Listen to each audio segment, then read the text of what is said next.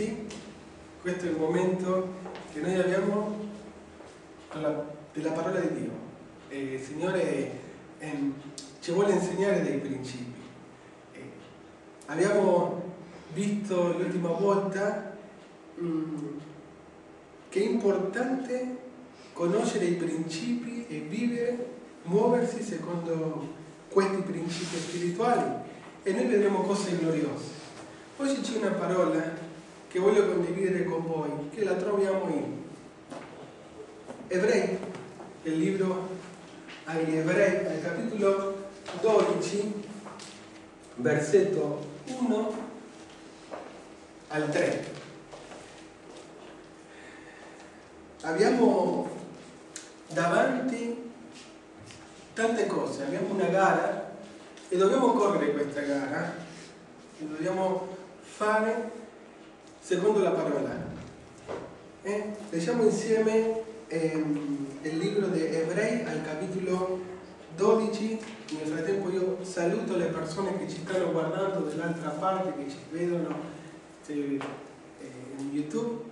Speriamo che queste ministrazioni possano essere di benedizione per voi.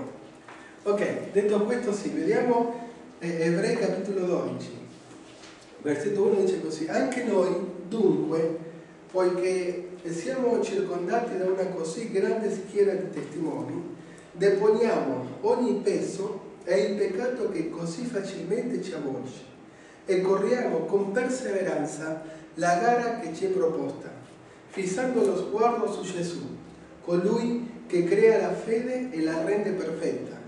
Per la gioia che gli era posta dinanzi, egli sopportò la croce, disprezzando l'infamia, e si è seduto alla destra del trono di Dio. Considerate perciò colui che ha sopportato una simile ostilità contro la sua persona da parte dei peccatori, affinché non vi stanchiate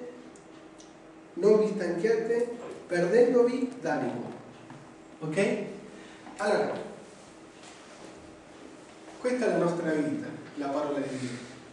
Sì? E oggi c'è un consiglio per noi. Qual è il consiglio? Che noi siamo, dice la Scrittura, circondati da una così grande schiera di testimoni. Noi possiamo vedere al capitolo 11 tutti i nostri fratelli, sì, in un altro tempo, che hanno fatto delle cose gloriose, hanno fatto delle cose straordinarie per mezzo della fede. Allora loro sono una testimonianza per noi che è possibile. Se loro ce l'hanno fatta, se loro sono riusciti a fare delle cose straordinarie con il Signore, con la fede, per mezzo della fede, possiamo pure noi.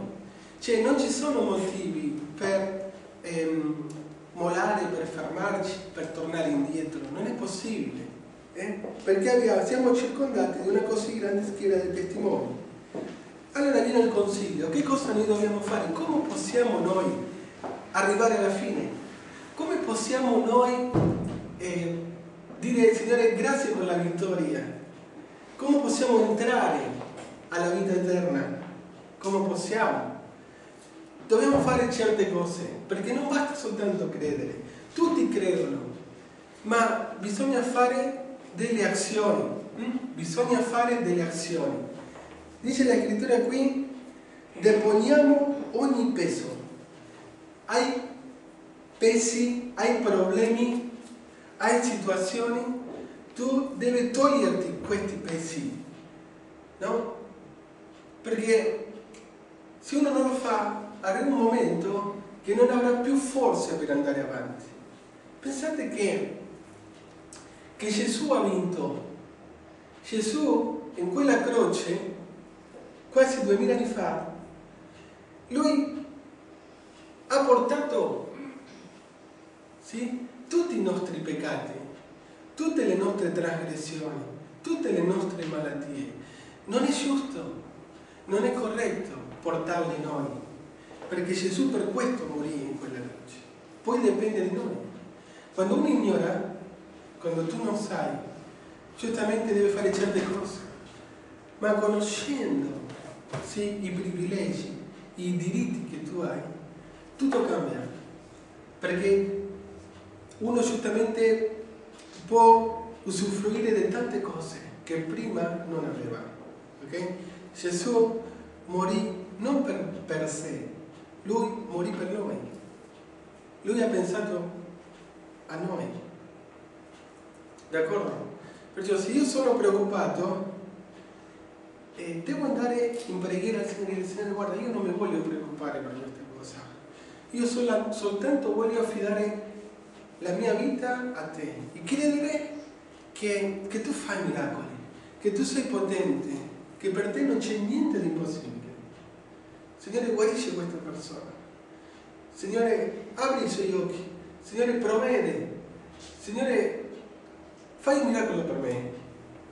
Sì? Così noi deponiamo ogni peso e diciamo: io credo, io mi sento leggero, io mi sento bene, io ho una fede viva, una fede che mi fa credere che è un Dio che mi risponde, non un Dio che mi promette e poi mi prende in giro. No, è un Dio che mi posso fidare, è una fondamenta, è una roccia sulla quale io posso edificare la mia propria fede. Così ha detto Gesù, che ascolta la parola e la mette in pratica è come un uomo che ha edificato la propria casa sulla roccia. Amen? Cioè, abbiamo bisogno di una fondamenta e la fondamenta è la parola di Dio. Perciò, Signore, io credo in te e tu mi aiuterai e io vedrò la tua gloria. Se tu hai questa fede, tu lo vedrai. Ma noi ci dobbiamo, dice la scrittura qua, guardate che interessante, deponiamo ogni peso. Signore, io non mi voglio preoccupare. Non è male preoccuparsi, perché noi siamo esseri umani, abbiamo delle emozioni, ma noi dobbiamo anche conoscere la scrittura. Per questo il consiglio è sempre: leggiamo la scrittura, scopriamo qui nella sua parola le cose che Dio ha fatto per noi. Se il Signore ti dice: io sono il tuo pastore, tu non sei da solo nella vita, tu hai qualcuno che si prende cura di te. Sì? Ma noi dobbiamo conoscere il nostro Dio per mezzo della sua parola. Amen? Dice la scrittura qua, guardate, deponiamo ogni peso, prima cosa, e poi dice la scrittura, è il peccato che ci vuole allontanare dal Signore, la nostra natura, i nostri pensieri. No, come che, va bene, tutti lo fanno, certe cose, perché non le posso fare io? Perché noi siamo diversi, perché noi adesso siamo un popolo, una nazione santa, noi apparteniamo al Signore. Cioè, sì, le persone fanno certe cose e sembrano addirittura, fra virgolette, normali e anche giuste, si potrebbe anche considerare. Noi, secondo la Bibbia, secondo la parola, non le dobbiamo fare. E dobbiamo dire: Signore, io non voglio truffare nessuno. Io voglio andare avanti, fare le cose giuste, e so che la mia fede e il mio atteggiamento sarà ricompensato. Tu mi aiuterai. In qualche modo questa situazione si risolverà. Ma noi dobbiamo di nuovo mettere in pratica la nostra fede. Se tu non fai niente, che ti puoi aspettare dal Signore? A volte le persone vengono e ti dicono: puoi pregare per me? Sì, certo. Ma se la persona non cambia atteggiamento, si può pregare tutta una vita e la persona sarà sempre nella stessa condizione o peggiorerà ancora. Perciò il consiglio è: dobbiamo fare certe cose.